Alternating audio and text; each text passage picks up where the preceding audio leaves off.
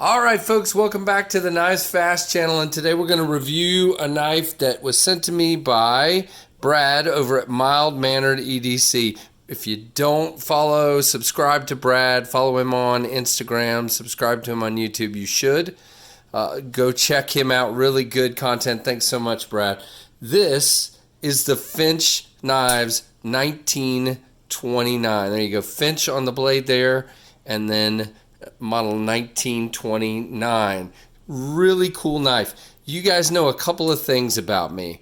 I do like slip joint knives, but they're not like my absolute favorite. I do like some lockback knives and more traditional like that, but they're not my favorite. But look at this, folks. It is a Barlow that has been made into a very modern flipper. It is all the elegance of a Barlow, of your grandfather's knife, with all of the modern features of knives today. But starting with just the design, look at this beautiful Coca-Cola wood with that awesome Finch logo right there in the handle. The bolsters are just beautiful, and the patterning in the bolsters, the milling right there, just beautiful. The lock here is just done so well. Look how it is inset into the scales, that awesome titanium pocket clip. And when I say awesome, I mean it. We'll get back to that in a minute.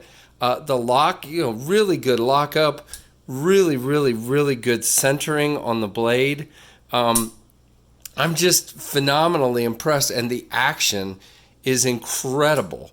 Rides on ball bearings, just flips right out of there. That noise is beautiful. Look how drop shut it is. Just really, really nice. That blade shape is terrific, and I am telling you, I don't know how much Brad had used this before he sent it to me, but it came to me very sharp. I have used this to open boxes, to cut paper, basic EDC tasks, and it has held up extremely well. And that, like I said, that belly on that blade is just really cool looking. This thing is 6 inches overall, and the cutting edge is only 2.5 inches. 2.5 inches of beautiful 154 cm steel. There you go. You can see that right there, 154 cm on the maker's mark there. The thickness of the blade is 0.12.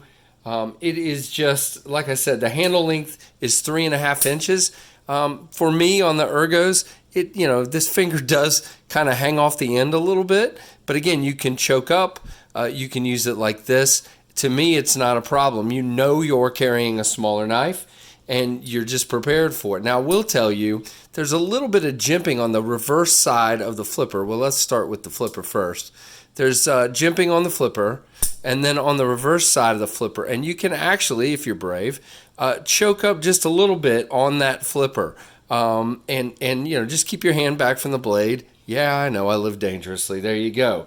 So it is a right-hand knife with tip-up. Sorry, left-handed folks. Tip-up carry, right-handed, and it is 3.15 ounces. It is made in China. I'm okay with that. It is extremely well done.